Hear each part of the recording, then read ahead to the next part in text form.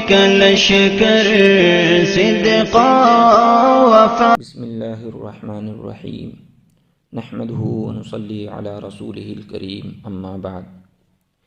اس درس کا موضوع ابتلا اور آزمائش ہے۔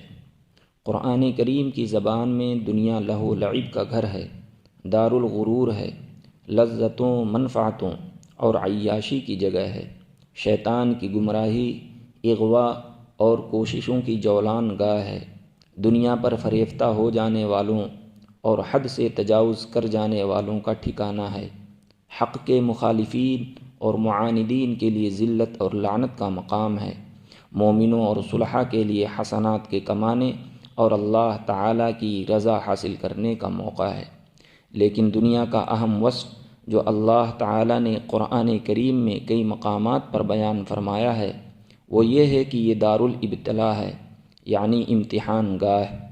سورۃ الملک کی آیت نمبر 1-2، سورۃ الکہف کی آیت نمبر 7، سورۃ البقرہ کی آیت نمبر 155، سورۃ العنکبوت کی آیت نمبر 2-3 اور نامعلوم کتنے ہی مقامات پر ابتلاؤں، آزمائشوں اور امتحانوں کا ذکر ہے۔ محترم سامعین، یہ دنیا امتحان گاہ ہے اور یہاں ہر کسی کا امتحان ہوتا ہے، امیر کا بھی اور غریب کا بھی، بادشاہ کا بھی، فقیر کا بھی، جاہل کا بھی، عالم کا بھی، چھوٹے کا بھی، بڑے کا بھی، مرد کا بھی، عورت کا بھی، صحت مند کا بھی، بیمار کا بھی، مجاہدین کا بھی، مجاورین کا بھی، امام کا بھی، مقتدی کا بھی، ظالم کا بھی، مظلوم کا بھی، اولاد کا بھی، والدین کا بھی، شکم سیر ہونے والے کا بھی، بھوکا رہنے والے کا بھی۔ امتحان کی صورتیں بھی مختلف ہوتی ہیں، کسی کو دے کر آزمایا جاتا ہے، کسی سے لے کر آزمایا جاتا ہے۔ ایک ذہین ہے، دوسرا غبی ہے، ایک صاحب اولاد ہے، دوسرا بے اولاد ہے، ایک ثروت کے عروج پر ہے، دوسرا غربت کی انتہا پر ہے، ایک قابل رشک صحت کا مالک ہے، دوسرا متعدد امراض کا شکار ہے، ایک کا حسن چاند کو شرماتا ہے، دوسرے کی صورت واجبی سی ہے، ایک کی آنکھیں روشن ہے، دوسرا بینائی سے محروم ہے، ایک زہد و عبادت کا پیکر ہے، دوسرا معصیت کا چلتا پھرتا اشتہار ہے، ان میں سے ہر فرد امتحان گاہ میں ہے۔ محترم سامعین، امتحان شروع ہو چکا ہے اور کسی بھی لمحے وقت ختم ہونے کی گھنٹی بج سکتی ہے۔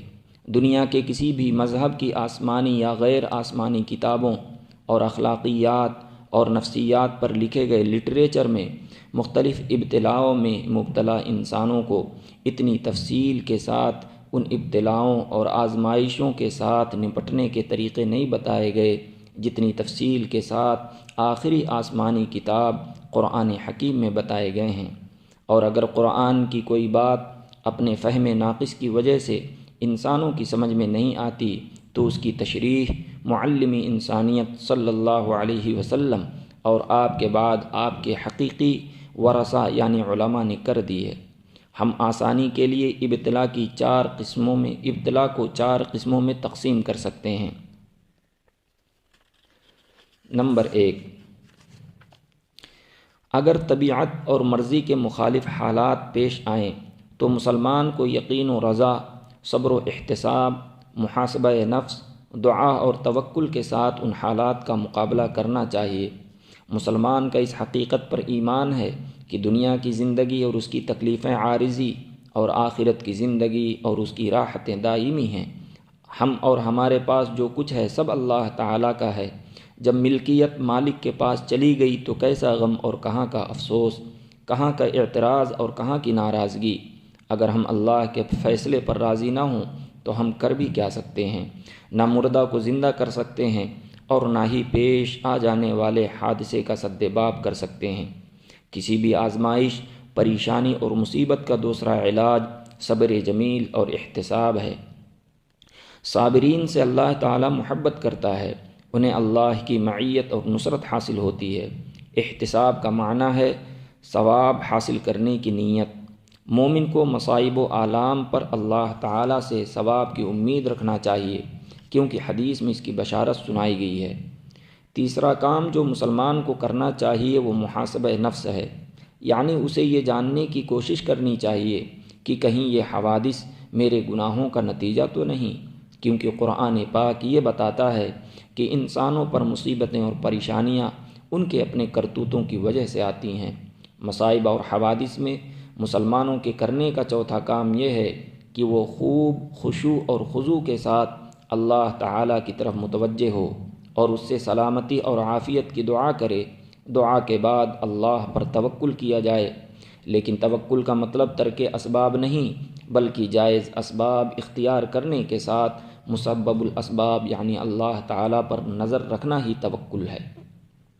نمبر 2، ابتلا کی دوسری قسم یہ ہے کہ طبیعت کے موافق حالات پیش آئیں۔ بدنی صحت، مالی خوشحالی، علمی ترقی، عہدہ و منصب، عزت و وجاہت، اقتدار و اختیار اور جائز خواہشات کی تکمیل، یہ سب اسی قسم میں داخل ہیں۔ یہ چیزیں کافر کو بھی ملتی ہیں اور مسلمان کو بھی حاصل ہوتی ہیں۔ کافر کو مل جائیں تو اس کے دماغ میں خناس بھر جاتا ہے، غرور اور تکبر سے اس کی گردن تن جاتی ہے، لیکن مسلمان کو یہ نعمتیں حاصل ہو جائیں تو وہ اللہ تعالیٰ کی حمد و ثنا اور شکر ادا کرتا ہے اور ان نعمتوں میں اللہ تعالیٰ کا جو حق ہوتا ہے اسے ادا کرنے کی کوشش کرتا ہے۔ ابتلا کی تیسری قسم یہ ہے کہ انسان کسی گناہ میں مبتلا ہو جائے۔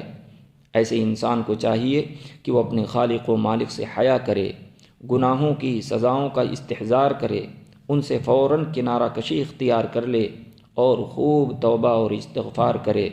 توبہ ایسا پاک صاف پانی ہے جو گناہوں کی غلاظت کو دھو کر صاف کر دیتا ہے۔ ابتلا کی چوتھی قسم یہ ہے کہ مسلمان کی عبادت و اطاعت، ذکر و تلاوت، تدریس و تبلیغ، صدقہ و خیرات اور دعوت جہاد کی توفیق مرحمت ہو جائے۔ ایسی صورت میں اسے یہ چیز ذہن نشین رکھنی چاہیے کہ جو کچھ اللہ کی توفیق سے ہوا اللہ کی توفیق سے ہوا، وہ اگر چاہے تو یہ توفیق سلب بھی کر سکتا ہے۔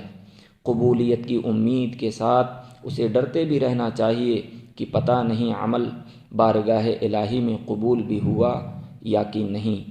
اللہ تعالی ہم سب کو عمل کی توفیق عطا فرمائے۔ وآخر دعوانا ان الحمد للہ رب العالمین۔